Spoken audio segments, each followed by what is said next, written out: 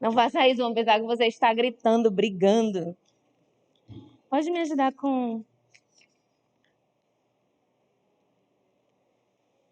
Então, todo mundo conseguiu fazer o trabalho? Pergunta que não quer calar. Alguém ainda não entregou? Ainda não, irmão Denis? Tá bom. Até hoje, viu? Prova, todo mundo já fez? Já? A nota foi boa, acima de 7?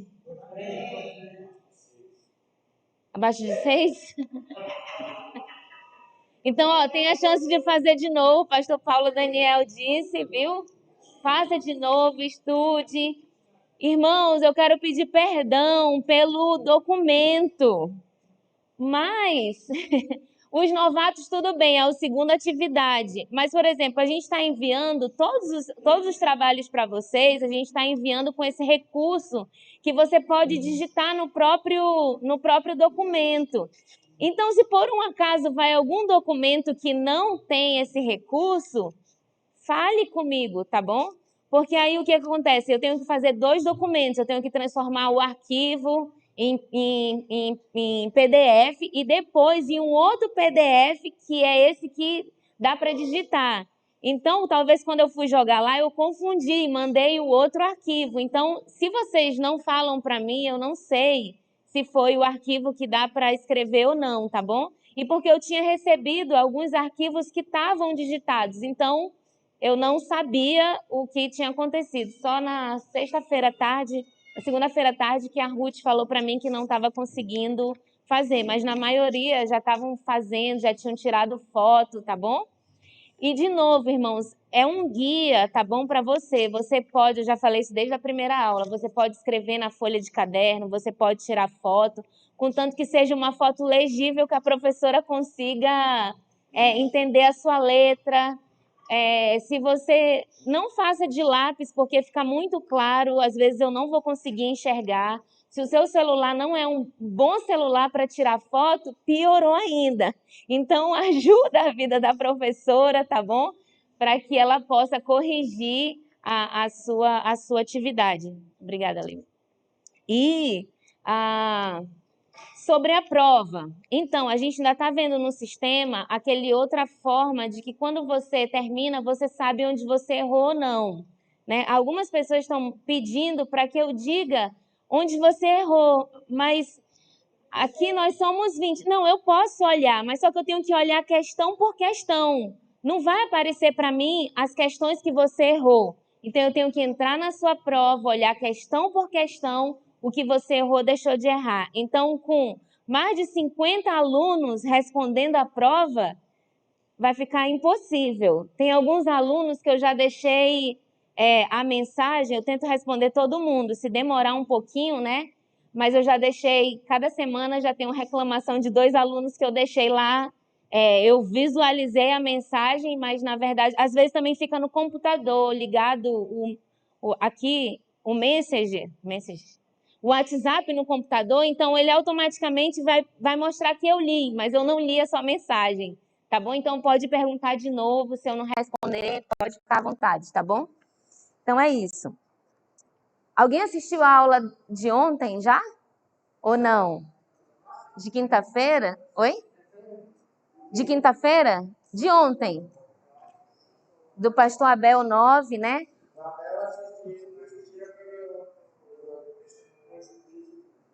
Então, a aula, né, que era para ser na quarta-feira, que foi ontem, a gente falou sobre missões wesleyanas ao redor do mundo.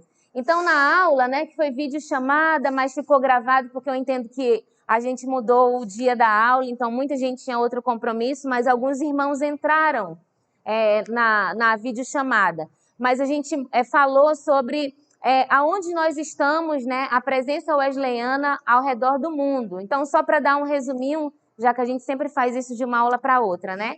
Então, a gente falou aí que no mundo existe 191 países, com exceção de alguns, né, como Taiwan, e quem lembra do outro, quem assistiu o vídeo?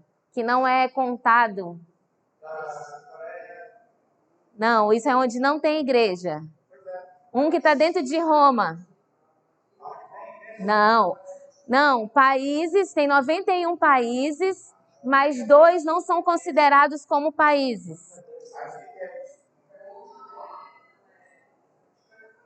Vaticano, pois é, mas não está contado nessa lista dos 91 países. Taiwan, né, que está com aquela briga ainda com a China, e o Vaticano, tá bom? Então seriam aí 193 países, tá certo? E em quantos países a Igreja Wesleyana está? 99, né? E aí a gente falou sobre isso, que em nome de Jesus nós vamos para 100 ou 101, né? Porque lá no finalzinho eu falei que o Chile, né, a nossa igreja no Chile, tem o projeto de implantar uma igreja no Uruguai, né? Eles estão treinando missionários, assim como aqui no Brasil a gente está treinando missionários para implantar a igreja no Timor-Leste. Então aí vai ser 100, 101 que implantar primeiro. Então, aí nós tem lá os slides, né, onde nós estamos por regiões, tá bom, do mundo, pelos continentes. E aqui na América do Sul temos 2 países que não temos igrejas wesleyanas. Quais são? Um eu já falei. Uruguai e Paraguai, tá bom? São nossos vizinhos. Aliás, a gente é vizinho de quase todo mundo aqui na América do Sul, né? E aí a gente tem um pouquinho de dificuldade por causa da língua, talvez, né? Mas Uruguai e Paraguai é onde ainda não temos igreja wesleyana, mas o Chile, né, tem um projeto de implantar uma igreja no Uruguai. Então, ouvimos o testemunho do pastor Abel falando aí sobre como foi o começo da igreja em Moçambique. E o interessante é que em Moçambique não começou com os missionários estrangeiros, americanos. Foi um pouco diferente a história, né? Porque muitos moçambicanos iam e ainda vão para a África do Sul para trabalhar. Eles iam muito trabalhar em Minas, né? Então, tinha um grupo de missionários da nossa igreja, dos Estados Unidos, trabalhando na África do Sul, com essas pessoas que trabalhavam na mina, tanto os sul-africanos como os moçambicanos. Então, quando esses moçambicanos voltaram para a sua terra, eles começaram uma reunião, eles se converteram lá e quando voltaram, eles começaram com um grupo familiar, falando de Jesus para outras pessoas, então começou o trabalho. Quando esses missionários ouviram desse fruto que estava dando em Moçambique, então foi quando eles enviaram aí reforço, né, para dar apoio para essa nova igreja que estava surgindo em Moçambique. Então o pastor Abel fala um pouquinho sobre isso e fala também que por muitos anos a igreja ficou pequenininha, né, não crescia, até que eu acho que tem 10 anos para cá, ou um pouquinho mais, que houve, né, um reavivamento muito por causa do seminário, né, eles chamam lá de Instituto Bíblico, né, que começou então, escola bíblica, né, começaram então a formar novos líderes, então esses líderes saíam do seminário, voltavam para suas regiões e implantavam igreja. Então agora é uma igreja muito grande, em Moçambique, mas não tão recentemente, mas eles se tornaram também igreja nacional nesse lugar. E interessante lá é que eles não têm o seminário bíblico é somente no sul, não é na capital, mas é uma cidade perto, é Xai-Xai. Então esses alunos eles vão vir de outras regiões com suas famílias e eles moram no seminário. Então, eles passam aí 4 anos morando no seminário para depois voltar para a sua cidade, para o seu estado, para poder, então, implantar a igreja. Então, agora eles estão começando, né, com um seminário itinerante, como a gente tinha alguns anos atrás, né, antes da pandemia, de enviar professores para Fortaleza, para Boa Vista, para o interior. E talvez vai chegar o tempo que eles também vão ter aulas online, mas claro, existe aí vários aspectos que eles precisam, né? Como a gente está iniciando agora, que talvez é o futuro. Tem um computador, tem um bom celular, tem internet. Então, tudo isso vai ajudando também na ampliação da igreja. Então, é importante, né, ver o testemunho dele de contar isso, dizer que o estudo, né, ajudou nesse avivamento em Moçambique, de surgir novos líderes. Mas ainda precisa de muitos líderes. Quando a gente foi lá em 2016, tinha pastor que pastoreava 10 igrejas. E não eram perto, então era pastor itinerante. Na liderança dele, ele tinha 10 igrejas e ele ia de bicicleta visitar essas vilas, que demorava 2 horas de distância de uma para outra. E a gente não está falando de cidade, né? A gente está falando de vilas no meio do nada. Então, precisa, né, ainda de obreiros, ainda existe só esse seminário no sul e um seminário itinerante, né, no norte, que é onde o pastor Abel Nove mora, que é Nampula. Então, vem pastores do sul, né, para dar um mês de aula e voltam, e o pastor Abel dá outra aula. Então, nesse ritmo. Então, só para falar um pouquinho da história, né? E outro que tem um testemunho lá é um wesleyano que foi presidente durante 2 mandatos, presidente do país de Serra Leoa. Ele conheceu o evangelho, ele se converteu quando criança na igreja wesleyana.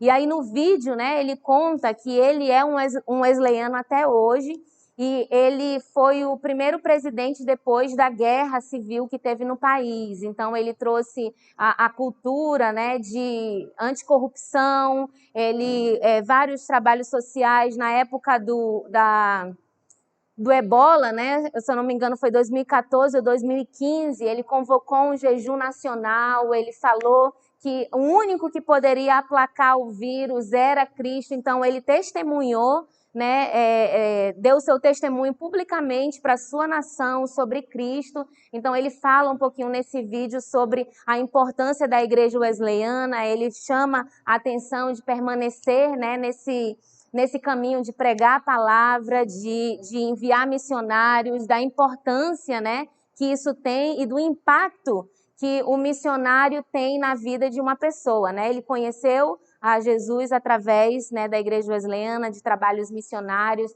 Ele fala da atuação da igreja wesleyana nesse período do Ebola. Se você entrar no site da igreja dos Estados Unidos, tem tradução automática no seu computador, até mesmo no seu celular. Então você pode pesquisar muita coisa aí sobre Serra Leoa e ver sobre esses projetos que aconteceram justamente nesse tempo do Ebola e que até hoje, né, nós temos projeto social.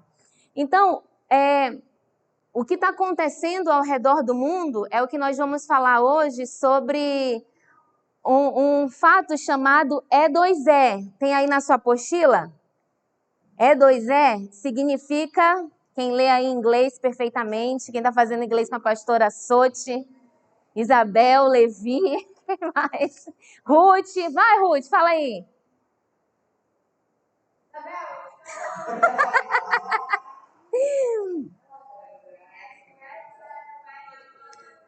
Everywhere to everywhere, né? Que quer dizer de todo lugar para todo lugar. Então aí, resumindo, E2E. Porque é um movimento que está acontecendo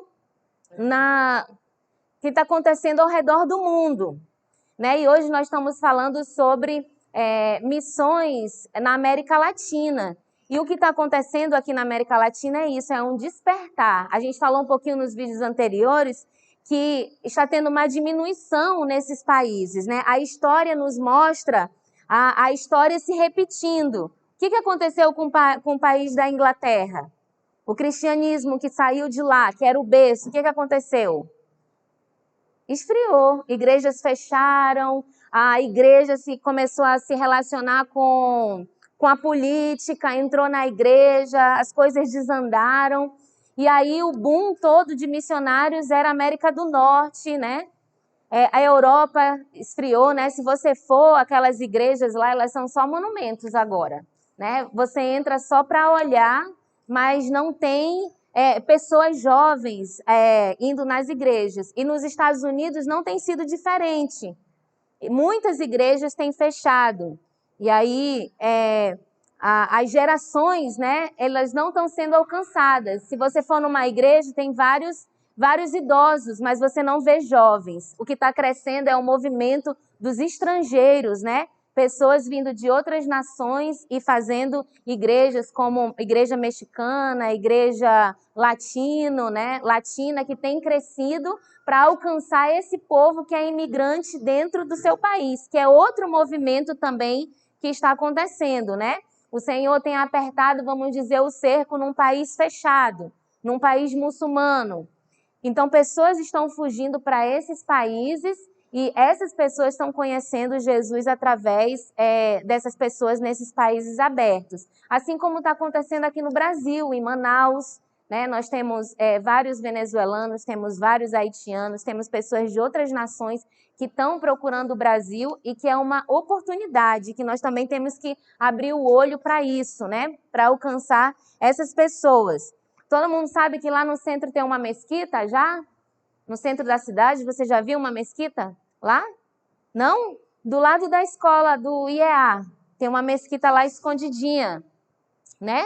Então, aqui não é muito, né? A gente não vê muito esse movimento, mas para o sul existe muito. Já tem vários locais que tem uma mesquita. Então, a gente precisa, né? Falar de Jesus para essas pessoas também, e sem medo, né? Porque nós estamos num país livre, temos que aproveitar que ainda somos um país livre e nós podemos falar de Cristo para qualquer pessoa, tá bom? Então, aqui é um ethos, né? Que é um conjunto de regras, vamos dizer, dessa nova modalidade, não tão nova assim, mas que talvez não é nosso costume, de todo lugar para todo lugar. E aconteceu isso na América Latina. A nossa igreja, alguns anos atrás, só existiam 9 países que tinham igreja wesleyana. O primeiro é Peru, depois tem Brasil, Colômbia, são os mais antigos. E o evangelho foi trazido pelos missionários norte-americanos. Mas depois que um grupo de pastores começaram a se reunir e falar assim, olha, vem para o meu país. O pastor de Costa Rica, na verdade, convidou os pastores, né, de outros países para irem para uma conferência de missões. E aí, quando terminou aquela conferência, falando sobre missões, foi tão bom que o outro disse, no próximo ano eu vou fazer a mesma coisa no meu país, e aí eu quero convidar todos vocês. Então, desse processo, eles começaram a falar sobre a importância de fazerem missões, a nossa igreja latino-americana fazer missões, ir para outros países vizinhos para trazer o evangelho ao invés de esperar vir alguém de fora. Então, em 10 anos, de 9, agora nós somos 19 países.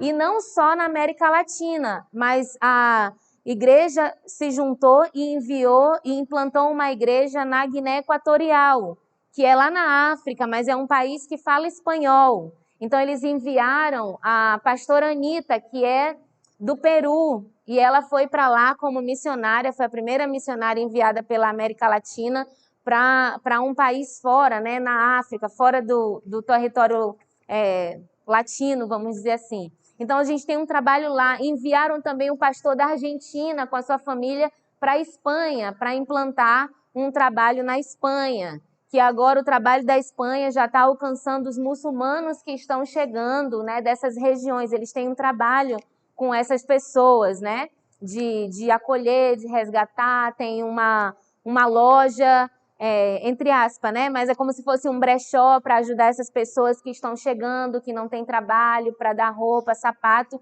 e eles aproveitam essa oportunidade para evangelizar, falar sobre Jesus. Então, esse é o movimento E2E, de todo lugar para todo lugar. Eu não preciso, né, ser um americano, meu país não precisa ser rico. E aí, de novo, tem o testemunho da pastora Soti falando sobre isso, né? Ela é alguém do país mais pobre da América Latina, da Nicarágua, né? É o país mais pobre. Mas o Senhor chamou ela e agora ela está há 2 anos com a sua mãe trabalhando em Honduras. Então, Deus está fazendo esse movimento, está pegando pessoas na China, né, para enviar para lugares distantes no seu próprio país, para enviar para outros lugares dessa região que eles têm facilidade de entrar para falar sobre Jesus. Então, aqui, olha, o que é esse E2E? só para a gente ter uma noção do que é possível. Então, diz assim, é a liberdade para qualquer pessoa chegar a qualquer lugar com o evangelho conforme Deus nos conduzir. Talvez, a gente está falando aqui essa semana e a próxima é sobre missões na igreja wesleyana. Mas eu vou passar um trabalho, mas os irmãos que são de outra igreja vai fazer da sua igreja, tá bom? O que a sua igreja está fazendo em relação a missões. Mas esse documento pode ajudar você a despertar também. Se a sua igreja local não tem, mas abrir a visão do que pode acontecer. Porque às vezes a gente fica sempre esperando, não, mas a minha igreja não tem condições. Não, mas a gente tem uma arrecadação muito pequena. Não, mas a gente nem é país de primeiro mundo. Não, mas ninguém foi. Como no nosso caso, nunca alguém tinha saído enviado pela própria igreja para ir para um outro país. Isso era impossível. Mas a gente vai chegar lá, vamos lá. Então, olha, João Wesley diz, o mundo é a nossa paróquia. Se levarmos em toda a extensão, isso significa que qualquer pastor da igreja wesleyana pode pregar o evangelho em qualquer país do mundo. Como isso se relaciona com E2E? Que autoridade e que liberdade as igrejas wesleyanas têm na missão de alcançar todas as pessoas com o evangelho. O que isso significa? Significa que a igreja do Brasil pode sim enviar um missionário para o Timor-Leste. Não tem nenhuma restrição quanto a isso, né? Por exemplo, podemos sim enviar um missionário para Portugal. Não temos igreja wesleyana em Portugal. Fala português. Podemos enviar? Podemos enviar. Podemos enviar um missionário para o Paraguai? Podemos. Podemos enviar para as Ilhas Maldivas, que é proibido pregar o evangelho? Podemos. Podemos enviar para a América do Norte? Podemos também. Não tem limite, tá bom? Não tem restrição, mas tem algumas regras que é o que a gente vai ver aqui. Então diz assim, olha, algumas premissas do trabalho que foram usados na atividade E2E. Qualquer igreja nacional wesleyana tem o direito de enviar missionários a qualquer país onde não temos obra wesleyana conforme a orientação de Deus, informando a sua conferência governante. Se você assistiu o vídeo, eu falei um pouquinho sobre isso. Nós, antes de 2018, a Igreja Wesleyana do Brasil pertencia à Igreja Wesleyana do Norte, tá bom? Da América do Norte. Nós estávamos abaixo deles. Mas a partir de 2018, a gente saiu e nós pertencemos à Conferência da Iberoamérica, tá bom? Que é igrejas latino-americanas e Caribe. Tá certo? Então, a gente não responde mais à nossa conferência, os nossos relatórios de 4 em 4 anos, antes iam para os Estados Unidos, os nossos relatórios. A gente tinha influência do missionário vindo dos Estados Unidos. Agora, nós podemos receber apoio, nós podemos receber, vamos dizer, equipes. Nada disso impede, mas nós respondemos a uma conferência ibero-americana, tá bom? Que o presidente da junta é o pastor Hector Pérez, que é da Colômbia, tá bom? Então, tem uma junta aí com pessoas de vários países, tá certo? Então, nós podemos enviar, por exemplo, o Brasil pode enviar um missionário para o Timor-Leste, onde não existe igreja wesleyana com autorização, ou nem autorização, aqui diz o quê? Informando a nossa conferência, que é a Conferência Latino-Americana, tá bom? Qualquer igreja wesleyana nacional pode receber missionários de outra igreja wesleyana nacional com um acordo firmado, incluindo informar e receber ratificação de qualquer conferência governante. Por exemplo, nós podemos convidar a missionária Sote para ser missionária aqui no Brasil? Podemos, contanto que exista um acordo entre o Brasil e a Nicarágua, já que ela é da Nicarágua, mas está como missionária em Honduras, você está entendendo? Então, nós podemos receber qualquer missionário de qualquer lugar do mundo. A gente está falando aqui América do Norte, mas a gente pode receber um missionário que vem lá da Ásia? Podemos, contanto que exista um acordo, tá certo? Qualquer igreja nacional wesleyana pode fazer treinamento ou visitar outra igreja nacional wesleyana com permissão. Por exemplo, o Brasil pode visitar Moçambique, trabalhar com o superintendente distrital, mas deve informar o líder nacional e o líder do Global Partners, que é dos Estados Unidos, e receber um ok. Por que vai ser diferente? Porque Moçambique ainda está embaixo do governo dos Estados Unidos. Então, nós podemos enviar um missionário, por exemplo, em treinamento para Moçambique, mas eu preciso informar a Igreja Nacional de Moçambique que eu estou enviando e eu tenho que também conectar com o Global Partners, que é quem é supervisor daquela área. Você está entendendo? Bem burocrático. Mas por que acontece isso, irmãos? Olha só. Se eu envio um missionário daqui do Brasil para Moçambique, mas para uma região onde não existe uma igreja wesleyana. Por exemplo, fico sabendo aqui que na região de... não sei, Nampula tem igreja, não sei, Tete, né, que fica bem no norte lá, e eu envio um missionário porque lá não tem igreja wesleyana. Isso é o correto? Por quê?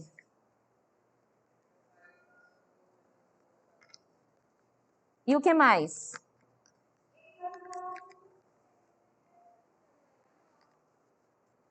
Mas ele pode implantar uma igreja wesleyana lá. Não tem igreja wesleyana?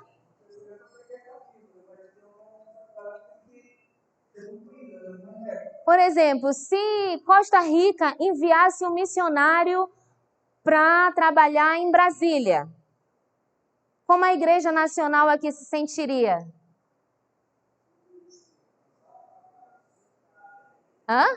Sem o conhecimento, não sabe. Eles não contactaram com a igreja brasileira que estão enviando o missionário deles para trabalhar, para implantar uma igreja em Brasília. Por quê? Porque, querendo ou não, existe a presença da igreja no Brasil, existe uma liderança no Brasil. Então, nenhum país pode chegar e dizer, eu estou enviando um missionário para tal país sem ter uma conversa prévia. Não quer dizer que você vai barrar, que o Brasil vai achar ruim, se vier esforços para a gente implantar a igreja na parte central ou sul. Mas precisa ter uma comunicação. Porque o que acontece? Já aconteceu uma situação assim, um país enviou missionário para tal país e ninguém sabia, e o outro país também enviou missionários no mesmo país, mas só que um estava trabalhando no norte, outro no sul. E de repente os dois estavam trabalhando separadamente, em esforços separados, podendo ter uma comunicação melhor. Então, é burocrático, mas é necessário, né, para que o trabalho comece bem. Porque depois que diz assim, temos um trabalho na Angola. E aí, por exemplo, o Brasil, né, fala português, vamos implantar um trabalho na Angola. Mas Moçambique também está implantando um trabalho na Angola. Depois, quem é responsável por esses trabalhos? Não, na parte do norte é o Brasil, na parte do sul é outro. Então, lá na frente vai criar uma situação difícil. Então, precisamos comunicar, já que nós temos uma rede, né? Temos liderança aqui, temos liderança da América do Norte, e aí a liderança maior ainda, vamos dizer, em missões, é a América do Norte. Eles estão espalhados nos países da Europa, Ásia Sul, né? Então, a gente pode comunicar para ter um bom relacionamento. Cadê o 4? O missionário wesleyano é de responsabilidade do país emissor. Certo? Por exemplo, eu envio um missionário daqui para Moçambique. Nós já temos igreja lá, mas existe necessidade, por exemplo, na área de ensino. Então, alguém sente o desejo de ir para Moçambique e ajudar na área teológica, de ensino, com criança, qualquer coisa. E aí nós enviamos. Quem é o responsável por esse missionário? Moçambique ou Brasil? Brasil, porque é ele que está enviando, tá certo? Mas existe uma exceção, só se ele for emprestado. Por exemplo, lá eles estão precisando, nós já temos uma igreja e eles enviaram, por exemplo, uma carta. Será que tem alguém aí que pode nos ajudar nessa área assim, assim, assim? Tem, tá tudo certo. Então, a gente envia o missionário e quem é o responsável é o país que está pedindo esse missionário. Então, seria um missionário emprestado, tá certo? Isso acontece, às vezes, né, com países, por exemplo, a Igreja dos Estados Unidos, né, está trabalhando com latinos. Nós temos vários pastores que são latinos, mas eles trabalham nos Estados Unidos e a igreja responsável é aquela que convidou, porque tem uma comunidade, por exemplo, de colombianos, de venezuelanos, e aquela igreja quer alcançar, então pede um pastor para ir, que fala espanhol, para ir trabalhar com esse povo. Então, ele é responsabilidade do país que convidou ou da igreja que convidou. Muito bem, 5. O modelo e a prática do missionário wesleyano são dirigidos pelo país que envia, a menos, de novo, que o missionário seja emprestado. Olha, o modelo e a prática do missionário wesleyano são dirigidos pelo país que envia. Tá bom? Então, eu vou dizer que tipo de trabalho, por exemplo, a igreja aqui local vai dizer que tipo de trabalho ele vai fazer e como ele vai fazer. Mas, claro, tudo isso é uma conversa em conjunto, principalmente se ele está trabalhando com um país onde já existe igreja wesleyana. Sendo que o missionário que vai para uma outra cultura, né, vai ser aí um Hudson Taylor, né? Ele vai ser transcultural, ele vai se vestir como as pessoas, ele vai se adaptar com a cultura, ele vai ser um missionário nato, bom, né? Peraí, Douglas, fala. Vai. Fala, Levi. Quer falar? Ah, sim. Irmãos, a gente às vezes pensa que são coisas assim grandes, mas às vezes são coisas mínimas que você tem que se adaptar. Que não são coisas grandes. Só eu vou contar uma experiência rapidinho. Eu fui, né, passei 6 meses em Moçambique e eu estava dando aula de missões no seminário. Então a gente resolveu fazer um dia de serviço social numa comunidade para ajudar no evangelismo de uma igreja pequena. Então a gente fez serviços como a gente faz aqui no Brasil, né? Fez oficinas, ofereceu oficina de desenho, de teclado para as crianças, de fazer pulseira, coisa que os próprios alunos sabiam fazer. Então a gente ofereceu para a comunidade, para eles chegarem, ouvirem de Jesus e tudo isso. Então nós marcamos, né? Beleza, 8 horas da manhã. Os alunos estavam no seminário 8 horas da manhã para a gente pegar o transporte e ir lá. 9 horas começava a situação naquela comunidade. Mas eles só começavam a trabalhar se tomassem café. E o café não ficava pronto. Porque chegaram, ainda foram fazer o café e aí começou a passar as horas. 9, 9h30, 10 horas e 10h30. E imagine como eu estava como professora, tinha hora para voltar, não tinha energia. Eu disse, que horas nós vamos começar? E ainda tem o almoço? Como é que vai ser? E eu comecei a ficar aflita, porque eu falava e nada acontecia. Era depois que mata bicho, né? Você sabe, né? Matar bicho é tomar café, não é tomar café da manhã, é matar bichar. Então, não, precisa matar bichar, precisa matar o bicho. O bicho tá grande, ninguém trabalha. E eu, misericórdia. E eu tava numa pressa, numa agonia. Eu disse, gente, não vai dar certo, não vai dar certo. Mas também ninguém chegava. O pessoal da comunidade não chegava e os alunos não estavam prontos, ninguém tinha matar bichado. E eu já agoniada. E eu sentei e orei e disse assim, Senhor, me ajuda, o que eu vou fazer aqui? Porque a gente não está falando a mesma língua. Eu já estava desesperada porque não estava dando certo. Era uma aula, eu tinha que terminar, tinha que acontecer. E eu disse, Senhor, não está dando certo. Eu estou falando, mas eles não estão me ouvindo. E eu estou com medo de forçar e eu não sei como é que eu vou agir. E Deus falou comigo, senta, espera. Eu disse, já sentada, eu já estou faz 2 horas, Senhor. O que vai acontecer? Então eu saí, peguei água e tal. E de repente eles tomaram o café e estava tudo pronto. Como as pessoas começaram a chegar e começou a acontecer e tudo deu certo. Mas eles tinham o ritmo deles. Lá eles não vão se guiar pelo relógio, é depois que eles tomarem café. Então tá tudo certo. Isso não, de novo, isso não é em todos os lugares. mas por exemplo, bairro pequeno, numa comunidade pequena, então eles vão se guiar pelos costumes. Então é coisa que você precisa se adaptar porque não é o seu ritmo. Aqui nós temos um ritmo. E talvez você ache que brasileiro tem um ritmo lento, então você vai sofrer. Até no jeito de andar, irmãos. Eles vão andar a pé, muitas horas. Então, por exemplo, nós tínhamos discipulado 3 horas da tarde. Então, eu já sabia, vou chegar tal hora. Então, se estava dando 2h30 e eu estava longe, eu apressava o passo, porque a gente marcou 3 horas, o que vai acontecer? E eu ia usando a capulana, né, amarrada aqui, e eu ia comer... Tinha que levantar um pouco para poder andar, e quando eu olhava para trás, eles estavam rindo de mim, porque eu estava andando apressada lá na frente. E aí eu tinha que parar e esperar eles chegarem, e eu já estava... Eu não ando devagar, eu ando rápido. Se é que tem que andar e debaixo do sol quente, eu quero andar para me enxergar, né? Então, tudo isso é costume, você precisa se adaptar.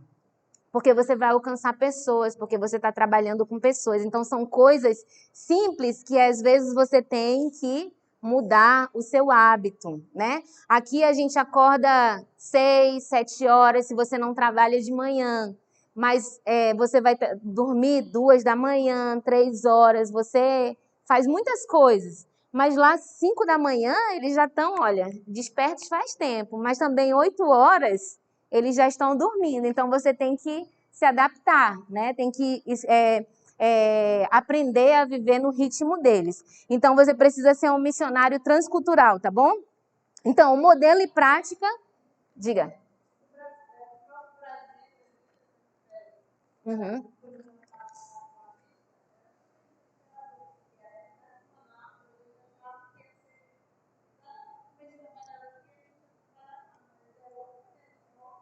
É outro ritmo. Uhum. Sim, tem que se adequar lá. E não é dizer, por exemplo, que a cultura está certa ou errada. Lembra do etnocentrismo, de colocar a minha cultura como medida para as demais? Eles só estão em outro ritmo. Funciona? Funciona. Funciona aqui o nosso jeito? Funciona. Mas se você for para alguns lugares de Portugal, depois do almoço, eles vão fechar as lojas e vão dormir. Eles têm 2 horas de descanso. E aí talvez você diga, como assim, né? O país aqui da Europa está todo mundo dormindo depois do almoço, bora trabalhar, gente. Não, é o jeito deles. Aí você vai ter que se acostumar, né? Não vá comprar nada depois do almoço, porque você vai encontrar a loja fechada. Tá certo?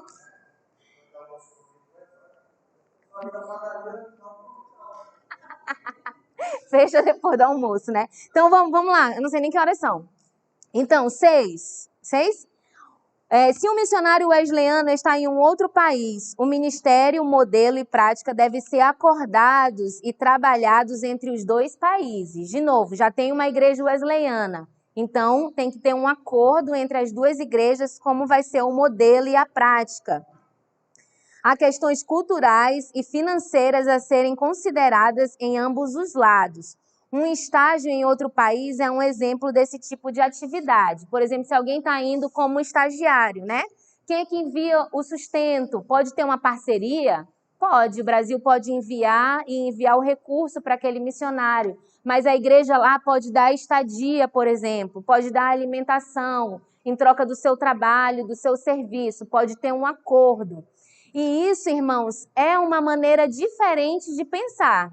Por isso que a gente está falando sobre isso, porque antigamente, por exemplo, quando vem um missionário de uma cultura de país de primeiro mundo, o que a igreja que recebe faz? A gente ajuda ele com alguma coisa? Não. Praticamente não, porque ele traz sustento em dólar, o dinheiro dele vale mais que o nosso. Então, às vezes, a igreja não tem que gastar com nada. Na verdade, às vezes, ele traz recursos para ajudar a igreja aqui. Daqui a pouco, que horas são? Já deu 10 horas? Não. Que horas? Pode. Que horas? 15 para as 10? Misericórdia, já? Para as 9. Não, então a gente vai ficar até 10 horas e vocês estão com pressa por quê? Rapidinho, vai já terminar, gente. Misericórdia. Então, O que eu tava falando, né? Que é diferente para um país de terceiro mundo. Não é verdade? O Brasil tem muito recurso assim para enviar um missionário? Não. Então, as missões vão ser diferentes. E eu vou falar da prática. Por exemplo, quando a gente foi para Moçambique, quando eu fiquei 6 meses, para eles era novidade. Porque estava vindo um grupo de missionários do Brasil. Eles só tinham recebido missionários de onde? Dos Estados Unidos, uma equipe que tinha dinheiro para ficar no hotel, que tinha dinheiro para comer em restaurante. E aí chegou um grupo de 18 brasileiros que tinha levado praticamente o dinheiro da passagem. Não tinha nem levado o dinheiro da passagem. As passagens estavam tudo no cartão, estava tudo para ser paga. Levou mal a taxa que pagava alimentação e transporte. Então, o que a gente estava pedindo? Cooperação, né? Por exemplo, não leve a gente para um restaurante, a gente quer comer o que vocês comem. Mas para eles era difícil também. Como que eles vão comer o que a gente come? Isso era impossível. Dormir onde eles dormem. Como eles iam dormir? Onde a gente vai dormir? Entendeu? Então, é um choque para nós e um choque para eles. Porque estamos indo para culturas diferentes, eles estão recebendo uma outra cultura, estavam acostumados a receber só um tipo de cultura e agora vem os pobres para dormir no chão, para dormir na casa. Você está entendendo? E de novo, irmãos, não é que é errado o jeito americano de fazer. Vocês estão me entendendo? Não é errado o jeito americano, mas eles têm recursos. E eu fui entender isso também quando a gente foi para os Estados Unidos. Se a realidade de Moçambique é aqui e do Brasil é aqui, dos Estados Unidos é aonde, irmãos? Aqui. Você está entendendo? Então, eu não vou e não podemos, de novo, medir a nossa cultura, o nosso jeito com outra cultura. Tá certo?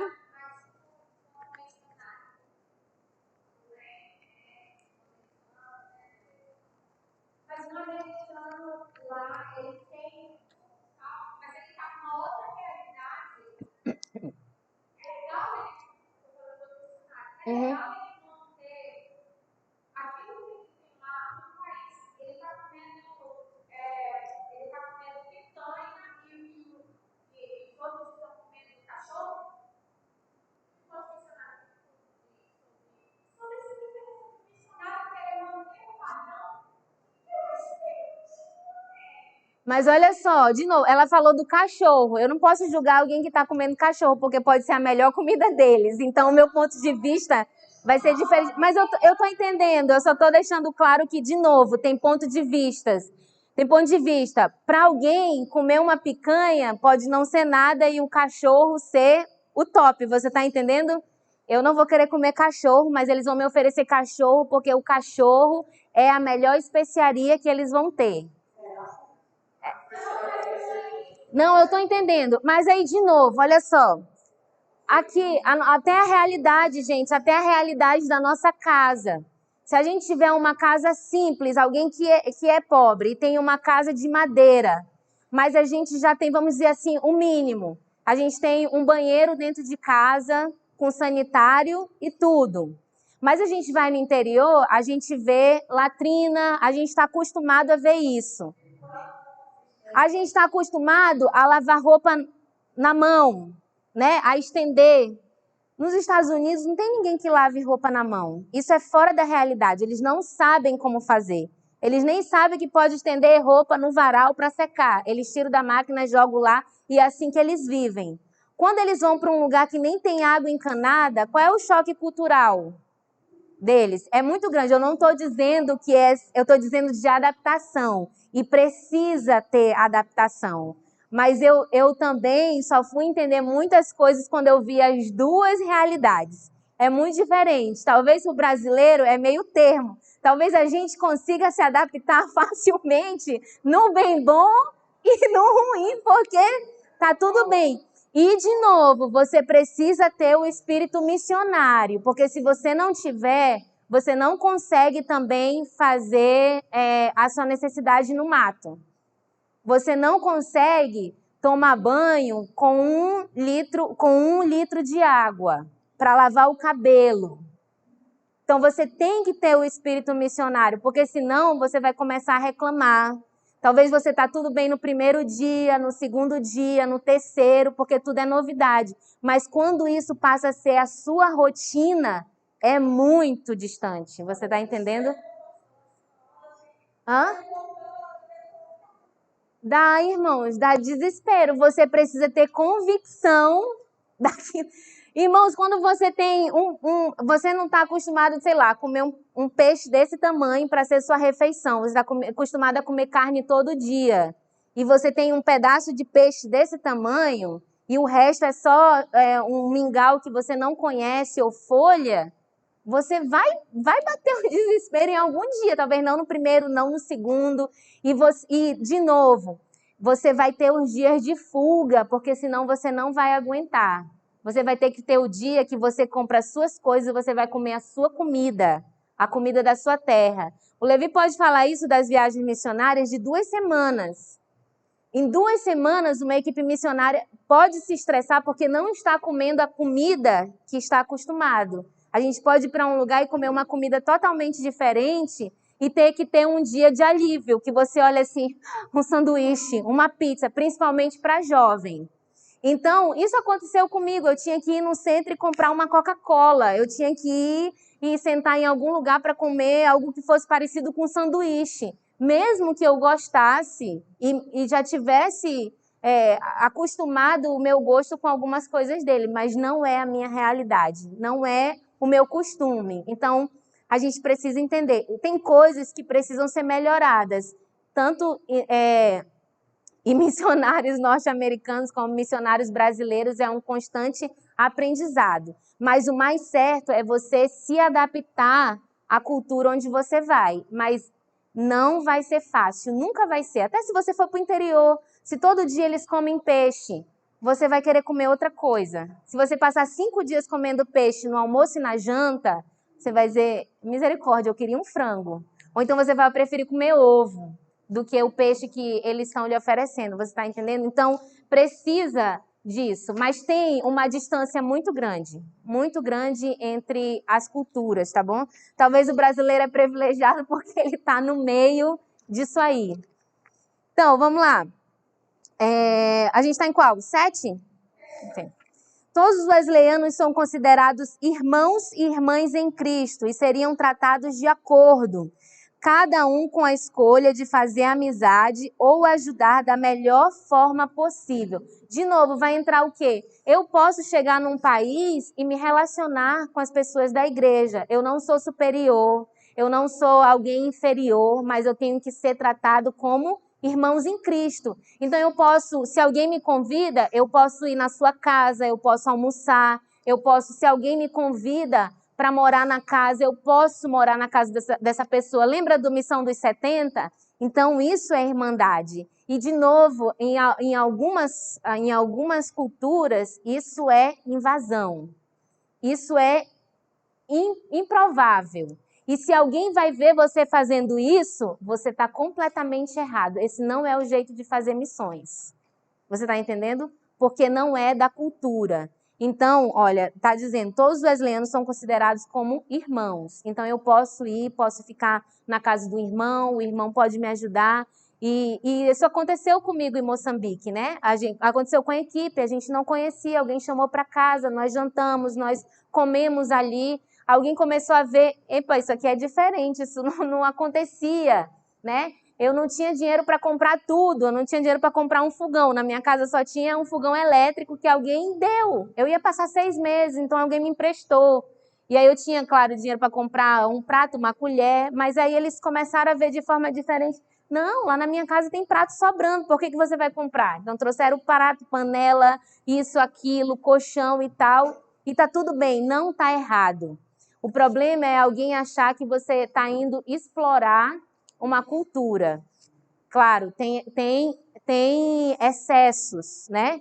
tudo vai ter excessos, então você tem que encontrar o equilíbrio. Você não vai lá para explorar o povo, nem para se aproveitar, mas você pode receber do povo porque você vai ser irmãos, né?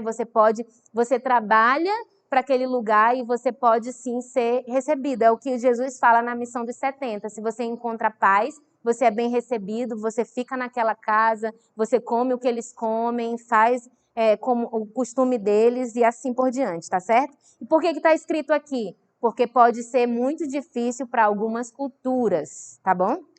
8.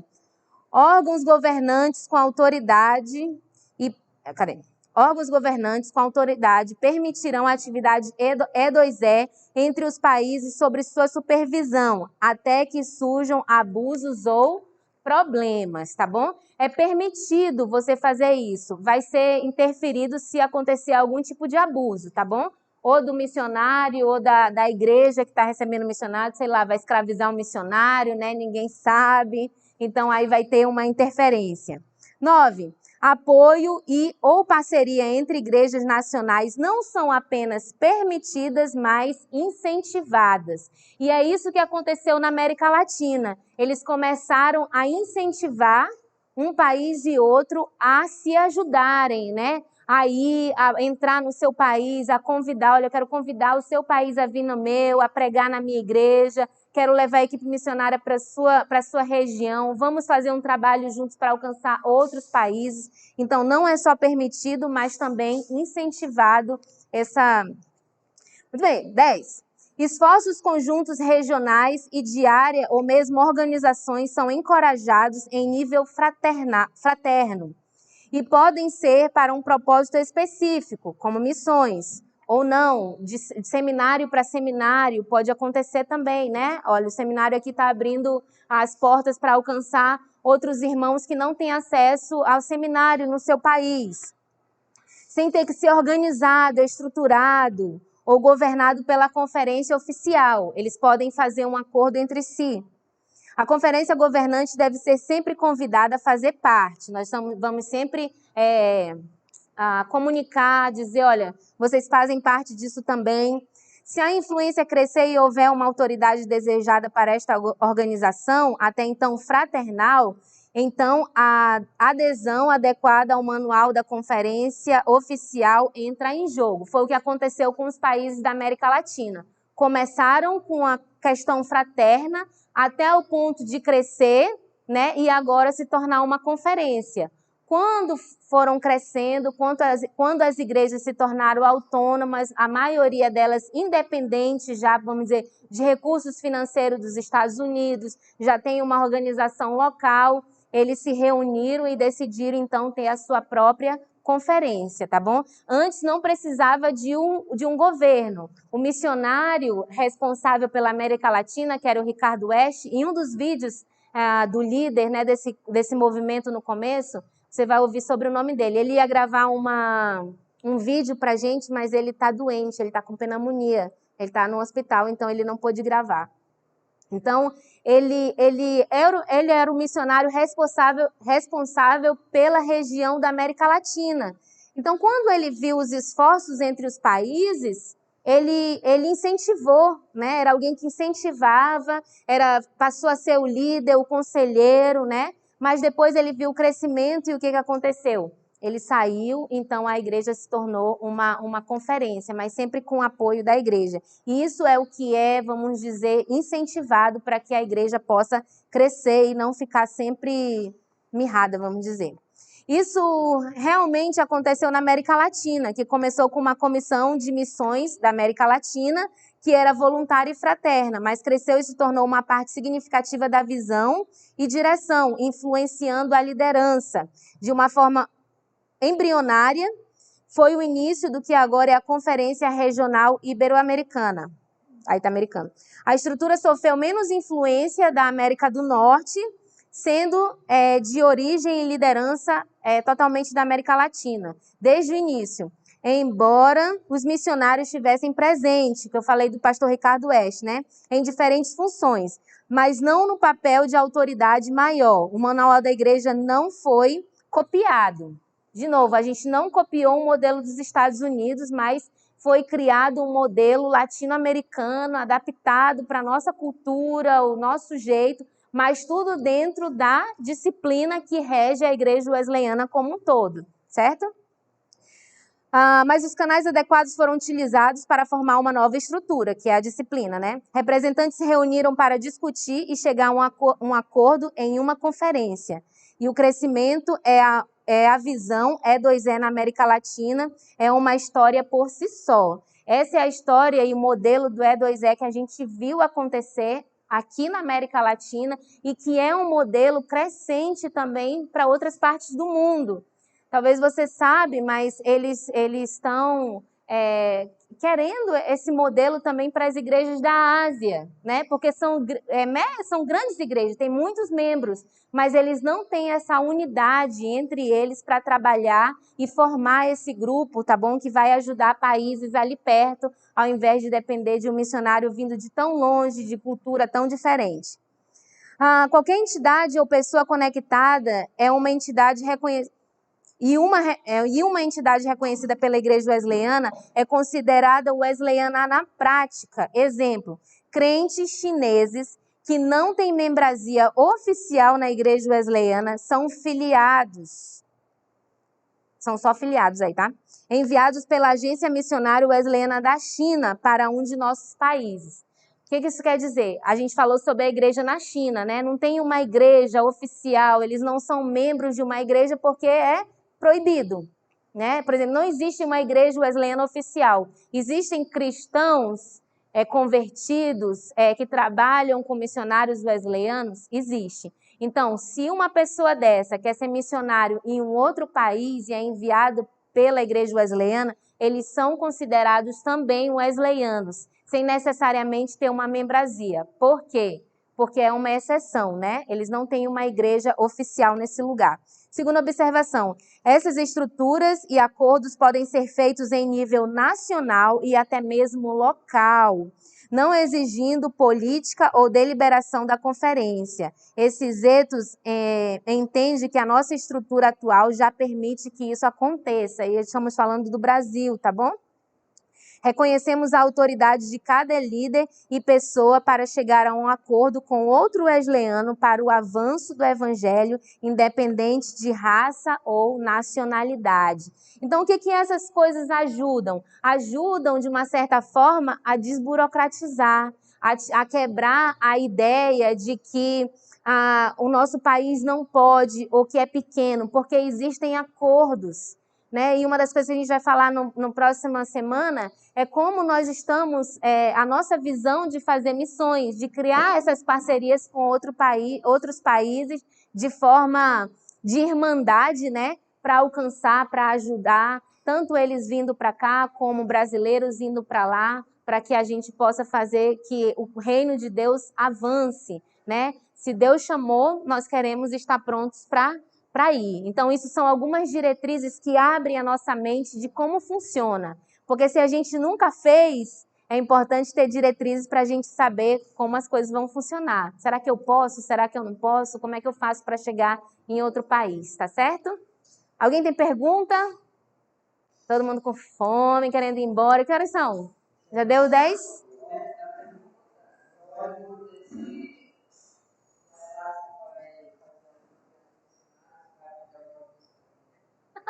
Podemos, olha, próxima semana a gente vai falar sobre missões atuais, tá bom? Que a nossa igreja está fazendo. Irmãos, eu vou postar a aula de ontem, que eu ainda não postei no Education One, tá devendo para vocês. Vou postar a aula de hoje e os vídeos, tá bom? Tem vídeo da pessoa que começou o processo dessa união do Gibacan. Tem o atual líder do Gibacan. E tem mais da Anitta, que foi a primeira missionária a ir para Guiana, é o testemunho dela, como começou e o que isso mexeu no seu país, como foi para ela ir. E tem mais um que eu estou esquecendo. Mas são 4 vídeos, tá bom? Mas são pequenos, são curtos, 8 minutos, 15, tá bom? Então, assistam. Tem um trabalho, claro, toda semana tem um trabalho, uma prova. Então, você, como nós estamos falando de missões ao redor do mundo, América Latina, você vai pesquisar um país onde tenha trabalho da Igreja Wesleyana e vai ter um guia de perguntas, tá bom? Para você responder.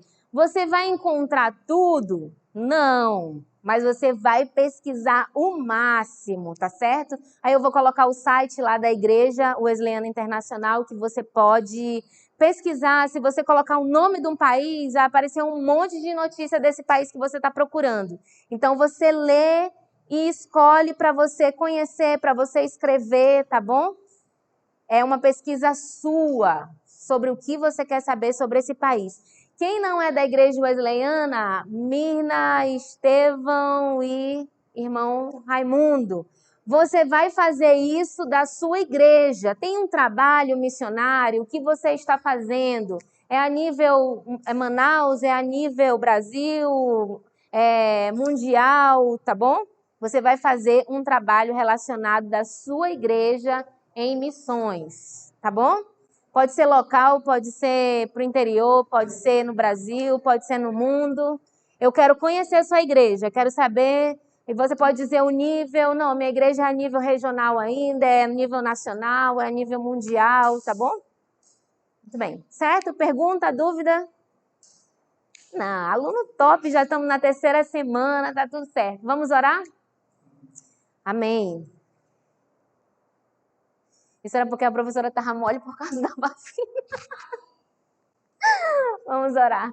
Senhor Jesus, muito obrigado, Senhor Deus, por essa noite. Obrigado, Senhor Deus, porque missões nos anima, Senhor, porque a tua ordem, Senhor Deus, de fazer missões, de conhecer mais, Senhor Deus, sobre esse trabalho, sobre a expansão do reino, Senhor, tem tocado no nosso coração, Senhor. Abençoa cada aluno, Senhor, que essa chama, Senhor Deus, cresça no coração de cada um, para fazer a tua vontade, Senhor Deus, aquilo que tu tem direcionado cada um a fazer, seja numa liderança regional, nacional, Senhor Deus, ou para ir para outras nações, Pai, que cada propósito, Senhor Deus, venha se cumprir na vida de cada um, Senhor, e que eles possam estar abertos para ter experiências, Senhor Deus, contigo, para confiar completamente em Ti, Senhor, para disponibilizar, Senhor Deus, as suas vidas, Senhor Deus, para a Tua obra. Abençoa cada um, capacita, Senhor Deus, abre a sua mente, Senhor Deus, o seu coração para tudo que eles estão vendo e que Tu possa ampliar, Senhor Deus, os nossos horizontes, ampliar, alargar as nossas tendas, Senhor Deus, para receber tudo aquilo que Tu quer da nossa igreja, da igreja wesleyana, da igreja de cada irmão, Senhor Deus, que está aqui representado. Nos abençoa, em nome de Jesus. Amém. Amém. Todo mundo pode comer?